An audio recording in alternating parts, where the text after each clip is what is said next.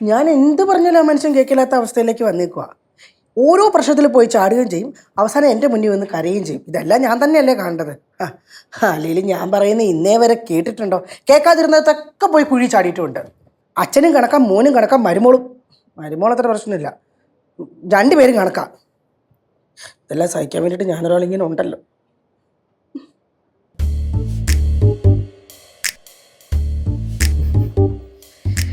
സീതാമോ, കുഴപ്പത്തച്ഛൻ ഭയങ്കര സങ്കടത്തിലാണ്. ഞാനും ഭയങ്കര സങ്കടത്തിലാ. കുഴപ്പത്തച്ഛന് മാത്രമേ സങ്കടമുള്ളൂ. എടാ, എന്തിനാ ജനാർദ്ദന് സങ്കടം? അതിപ്പം നമ്മൾ പ്രതീക്ഷിക്കാത്ത ചില കാര്യങ്ങൾ പ്രതീക്ഷിക്കാത്ത രീതിയിൽ നടക്കുമ്പോൾ നമുക്ക് പ്രതീക്ഷിക്കാതെ സങ്കടം വരുമല്ലോ. എടാ, അതെന്തുവാ കാര്യമെന്നായി ചോദിക്കുന്നേ? വീട് പുതുക്കി പണിയാൻ ഏൽപ്പിച്ച ആള് ശരിയല്ല എൻ്റെ അമ്മേ. അയ്യോ സീതാമോ, കുഴപ്പത്തച്ഛൻ പറയുന്നതിലും കുറച്ച് കാര്യങ്ങളൊക്കെ ഇല്ലേ? ഇപ്പൊ ഞാൻ പറയുന്നതിൽ കാര്യമില്ലേ? കേശു അങ്ങനെ ഒരാളുടെ ഭാഗം മാത്രം നോക്കി സംസാരിക്കല്ലേ. അല്ലല്ലോ, ഒരാളുടെ ഭാഗം മാത്രം കേട്ട് സംസാരിക്കാൻ ഞാൻ ഇൻഫ്ലുവൻസറാ. അതല്ല, இந்த வீடெல்லாம் கட்டணும்னா நம்ம நல்ல ஆளை தான் ஏற்பாடு செய்யணும். വേണ്ടേ, നല്ല ആളെ ഏർപ്പാട് ചെയ്യണ്ടേ?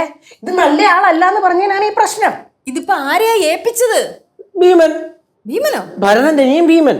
പേരില് മാത്രമേ ഉള്ളൂ ഭീമൻ. അല്ല, ഭരതന്റെ അനിയൻ ഭദ്രൻ, ഭദ്രന്റെ അനിയൻ ഭീമൻ. ഇതിപ്പോ ബന്ധമാണോ പ്രശ്നം, ഇവിടുത്തെ കാര്യമാണോ പ്രശ്നം? ഇവിടുത്തെ കാര്യമാണ് പ്രശ്നം. എന്തൊക്കെയാ പറയുന്നത് അമ്മേ? പരിചയത്തിന്റെ പുറത്ത് എല്ലാ കാര്യങ്ങളും ചേട്ടനെ ഏൽപ്പിക്കുന്ന ഒരു സ്വഭാവമുണ്ട്. അങ്ങനെ ചേട്ടന്റെ പരിചയത്തിന്റെ പുറത്ത് ഒരുത്തനെ ഏൽപ്പിച്ചേക്കുക ഈ വീട് പണി. അവൻ ഒരു പുണ്ണാക്കും അറിയത്തില്ലെന്നേ. അല്ലെന്ന്, ഈ പരിചയത്തിന് പുറത്ത് ഏൽപ്പിക്കുന്നത് നല്ല കാര്യമല്ലേ? ആണോ? അത്ര നല്ല കാര്യ? പിന്നെ എനിക്ക് നിന്നെ നല്ല പരിചയമുണ്ട്.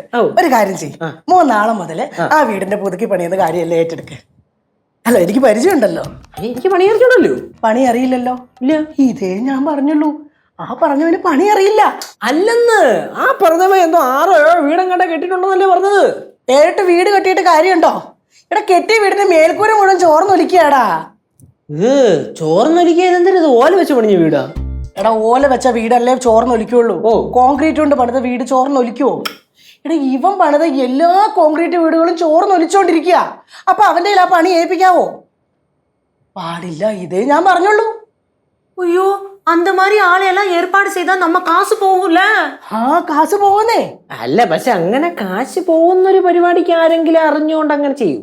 ആരെങ്കിലും അറിഞ്ഞുകൊണ്ട് നിൽക്കത്തില്ല, ഒരാൾ അങ്ങനെ നിൽക്കും. ആര്? എന്റെ ഭർത്താവ്, retired assistant engineer of KCB Janardhanan. അത്രക്കാരെയൊന്നും പണി ഏൽപ്പിക്കാൻ പറ്റത്തില്ല. അത് നിങ്ങൾക്ക് മനസ്സിലായേ?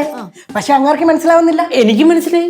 മനസ്സിലായോ? അപ്പൊ ഞാനത് പോയി മനസ്സിലാക്കി കൊടുക്കാം. മനസ്സിലാക്കി കൊടുക്കണം. സിമ്പിൾ പരിപാടിയല്ലേ? സിമ്പിൾ പരിപാടിയാ. ഞാൻ ആദ്യം അവിടുത്തെ മാത്രമേ പകുതി കേട്ടുള്ളൂ. അതെ, ഇപ്പൊ ഇവിടുത്തെ പകുതി കേട്ട്.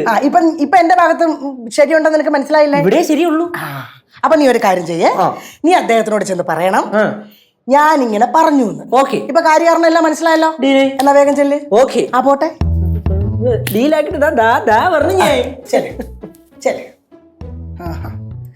ഈ വട്ടെങ്കിലും സീതയുടെ വാക്കിനൊരു വിലയുണ്ടോ എന്ന് എനിക്കൊന്ന് അറിയണം.